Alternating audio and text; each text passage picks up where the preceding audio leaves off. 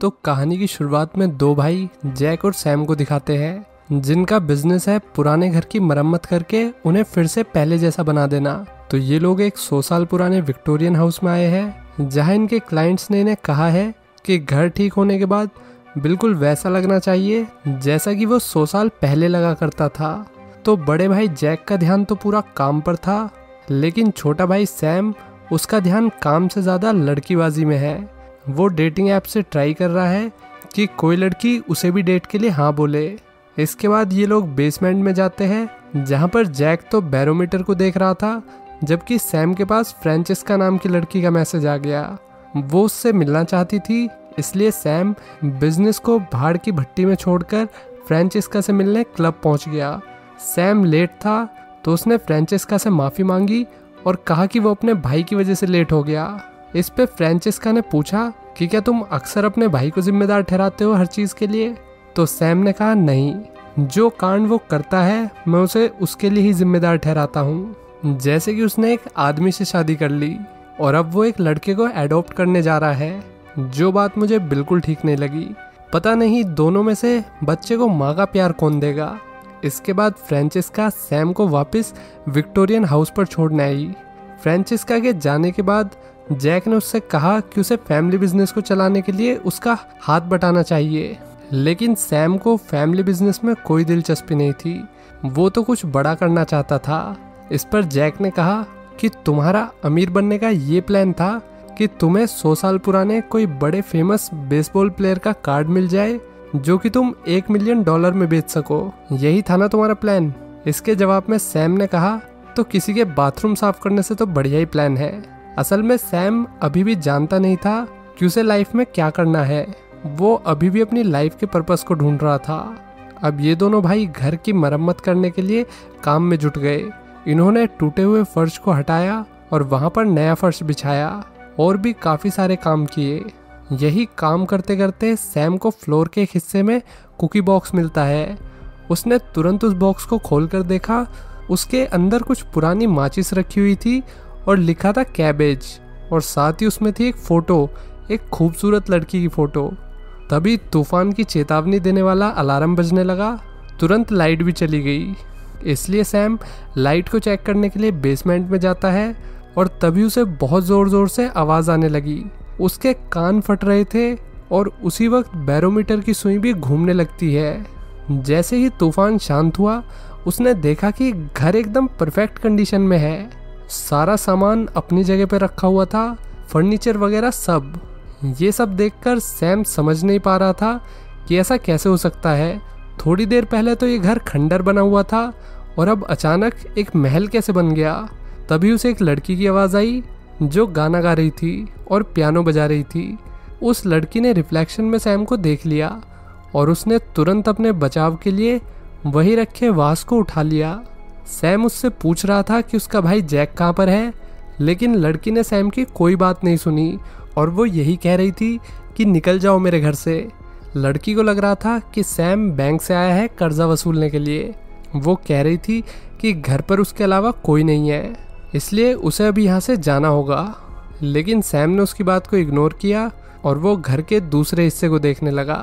वो अपने भाई जैक को ढूंढ रहा था, लेकिन जैक तो उसे कहीं मिला नहीं। और तभी लड़की एक शॉटगन लेकर उसके पास आ गई। लड़की ने उसे चेतावनी दी कि अगर वो यहाँ से नहीं गया तो वो उसे शूट कर देगी। सैम ने उसे शांत करने की कोशिश की और फिर उसे समझाने की कोशिश करते हुए कहा कि वो इस घर को रेनोवेट कर रहा था, वो भी अपने भाई के साथ। लेकिन अचानक से घर बिल्कुल बदल चुका है और उसका भाई भी उसे कहीं नहीं दिखाई दे रहा।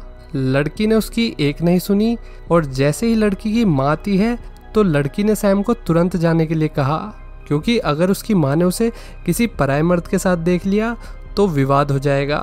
सैम उसकी बात समझकर वहाँ से चला गया और लड़की भी वापस पियानो पर बैठ गई जैसे कि कुछ हुआ ही ना हो। लड़की की माँ ने अंदर आते ही कहा, एवलिन क्या घर में कोई और भी था? इस पर एवलिन ने कहा कि घर में कोई नहीं था। दरअसल एवलिन की शादी होने वाली है एक अमीर घर के लड़के विलियम से, और विलियम ही उन लोगों की आखिरी उम्मीद था क्योंकि वे कर्जे में डूबे हुए थे। और अगर विलियम से एवलिन की शादी नहीं हुई तो उनका घर, ज़मीन सब कुछ नीलाम हो जाएगा। इसलिए एवलिन की माँ बिल्कुल भी रिस्क लेना नहीं चाहती थी। इसी बीच सैम शहर में घूमने लगा। सब कुछ यहाँ पर पुराने ज़माने का था। वो ये सब देखकर काफ़ी हैरान था। तभी उसकी नज़र एक दुकान पर पड़ी जहाँ पर लिखा हुआ था कि ये 1919 का समय है। ये देखकर सैम के तोते उड़ गए। दूसरी तरफ एवलिन बेसमेंट में कुछ पुराने रिकॉर्ड बजा रही थी और उनके साथ गाना भी गा रही थी।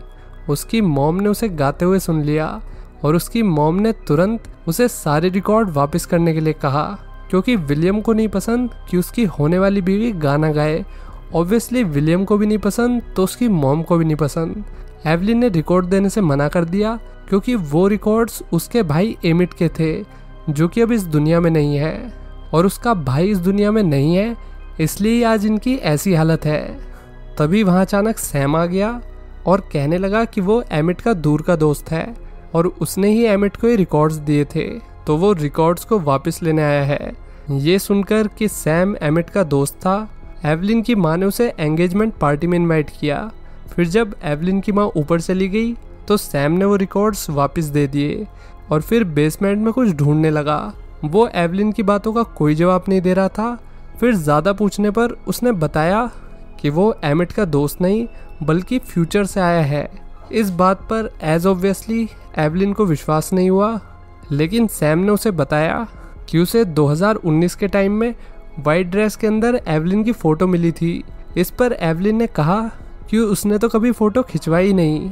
सैम ने बताया कि अभी तक नहीं खिंचवाई, लेकिन तुम ज़रूर वो फ़ोटो क्लिक करवाओगी। एवलिन ने सैम को बताया कि ये घर उसके ग्रैंडफादर ने 40 साल पहले बनवाया था।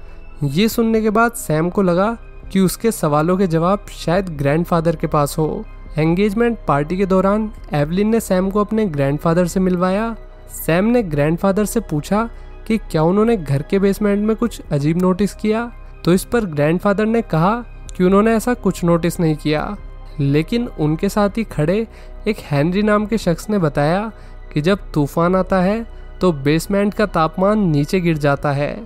इससे पहले कि वो और कुछ बताता, तभी विलियम ने ग्लास बजाकर सबका ध्यान अपनी तरफ खींच लिया और एवलिन को भी डांस करने के लिए आगे बुला लिया। डांस करते वक्त विलियम ने एवलिन को बताया कि उसने एवलिन की फ़ोटो क्लिक करवाने के लिए बाहर से फोटोग्राफर्स को बुलाया है।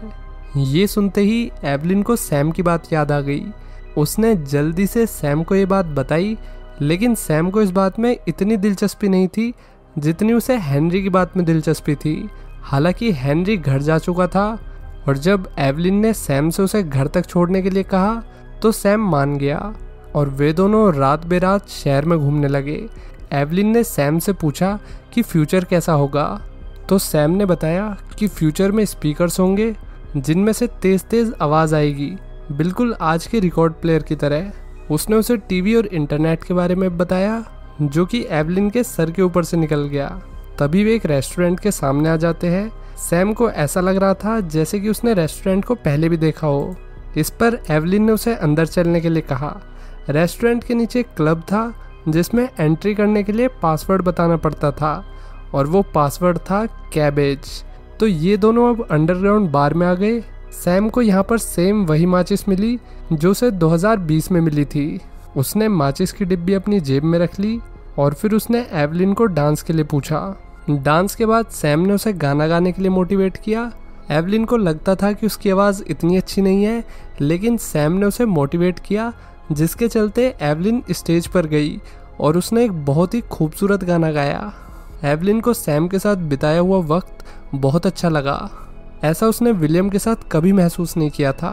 तभी अचानक पता नहीं कहाँ से उसकी माँ आ गई और वो एवलिन को अपने साथ ले गई। इसके बाद सैम हेनरी के घर जाता है और उससे तूफान के बारे में पूछता है। तो हेनरी ने बताया कि जब भी तूफान आता है तो इस बैरोमीटर की सुई उल्टी तरफ घूमने लगती है। इस पर सैम ने कहा कि जब आखिरी बार तूफान आया था तो ये सुई बहुत तेज़ घूम रही थी।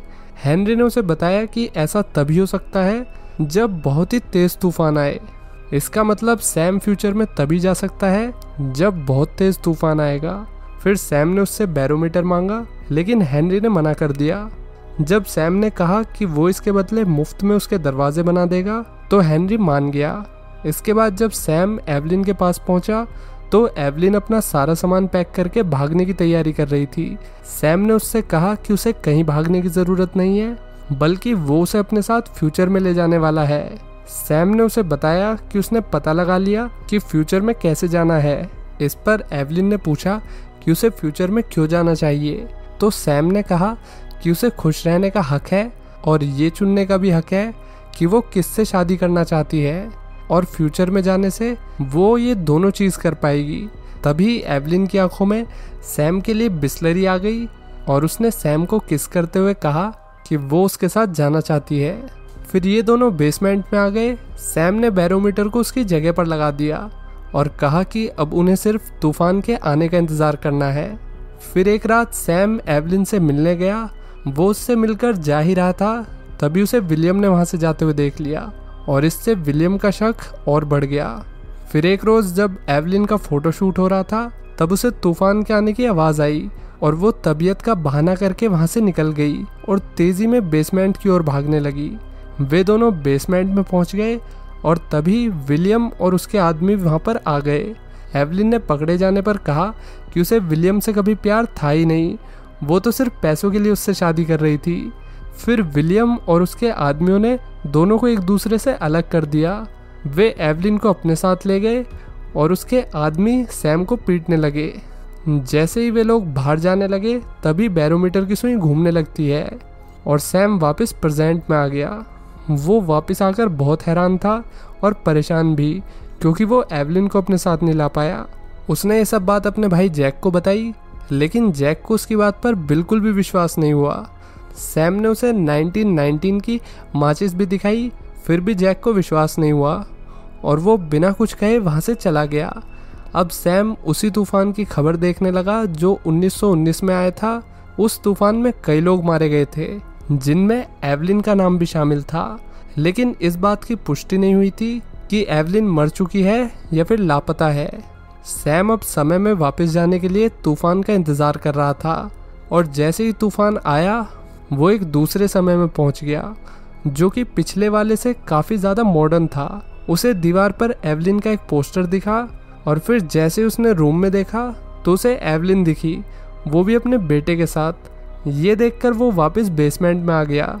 फिर तूफान के आते ही बैरोमीटर फिर से घूमा और वो वापस प्रेजेंट में पहुंच गया। प्रेजेंट में जैक ने बैरोमीटर वाली जगह पर फर्नीचर का काम कर दिया था। सैम को वापस जाने के लिए जैक के काम को ख़राब करना पड़ा। जैक को लगा कि उसका भाई पागल हो चुका है, इसलिए उसने सैम को नहीं रोका। अब फिर से सैम वापस 1919 में पहुंच गया, जहां बेसमेंट में पानी भरा हुआ था। वो वहां से बाहर निकला और एवलिन को ढूंढने लगा। फाइनली उसे एवलिन मिल गई और वो उसे लेकर वापस बेसमेंट में पहुंच जाता है, जहां पर बहुत सारा पानी भरा हुआ था। वहीं बेसमेंट में ही वाटर पार्क की सुविधा मिल रही थी। अंदर घुसते ही लकड़ी का एक बड़ा सा फट्टा सैम के पैर पर गिर गया और अब वो यहाँ पर फंस चुका था। एवलिन ने उसका फट्टा हटाने की बहुत कोशिश की, लेकिन एवलिन वो फट्टा नहीं हटा पाई। सैम ने उसे बताया कि उसने एवलिन को फ्यूचर में देखा है, वो भी उसके लड़के के साथ। ये सुनकर वो बहुत खुश हुई, लेकिन सैम यकीन से नहीं कह सकता कि वो उसी का लड़का था या फिर किसी और का।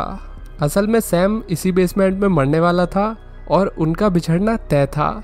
ये सुनते ही एवलिन फट्टे को हटाने के लिए और जोर लगाने लगी, जिसके चलते उसका पैर फिसल गया। सैम ने तुरंत उसका हाथ पकड़ लिया, लेकिन बैरोमीटर के घूमते ही उसने एवलिन का हाथ छोड़ दिया और वो बिना सैम के ही प्रेजेंट में आ गई। वो सैम को ढूंढते हुए बेसमेंट से बाहर आती है। उसे देखकर जैक की हवा टाइट हो गई, क्योंकि उसने एवलिन को फोटो में भी देखा था और अब जैक समझ गया कि सैम ने जो कुछ कहा था वो सब सच था। जैक ने एवलिन को बताया कि वो सिर्फ उसी की बातें करता रहता था और वो उससे बहुत प्यार करता था। फिर इन लोगों ने एक जगह देखी जहाँ पर एवलिन ने सॉन्ग्स के रिकॉर्ड छुपाए थे। वहाँ पर उन्हें 2 लेटर मिले जो कि सैम ने उनके लिए छोड़े थे। लेटर में लिखा हुआ था सैम सरवाइव कर गया और अब वो खुशी खुशी उसी समय में रह रहा है। उसने बहुत कोशिश की वापस आने की, लेकिन उस आखिरी तूफान के बाद फिर कोई तूफान नहीं आया और अब सैम को भी लगने लगा कि वो पास्ट के लिए बना है और एवलिन फ्यूचर के लिए। दूसरा लेटर जैक के लिए था, जिसमें एक कार्ड रखा हुआ था। और साथ ही लिखा हुआ था कि अब अपना घर बनाने का वक्त है। वो कार्ड एक फेमस बेसबॉल प्लेयर का था जिसकी कीमत आज की डेट में $1 मिलियन थी। ये देखकर जैक खुशी के मारे इमोशनल हो गया।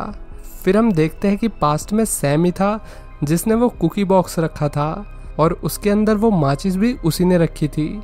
आखिर में हम एवलिन को देखते हैं जो अपने बेटे के साथ बैठी हुई थी। उसका बेटा तूफान की आवाज़ से डरा हुआ था। तभी उसे कुछ आवाज़ आई और एवलिन उस आवाज़ का पीछा करते हुए जीने तक आ गई। असल में वो आवाज़ और किसी की नहीं बल्कि सैम की थी जब वो एक बार यहाँ पर आया था। हम देख सकते हैं कि सैम के लिए आज भी एवलिन का प्यार वैसा ही था जैसा कि 100 साल पहले था, या कहो कुछ साल पहले। तो दोस्तों कैसी लगी ये वीडियो लाइक और कमेंट करके बताइए। चलिए मिलते हैं नेक्स्ट वीडियो में। Till then take care, bye bye.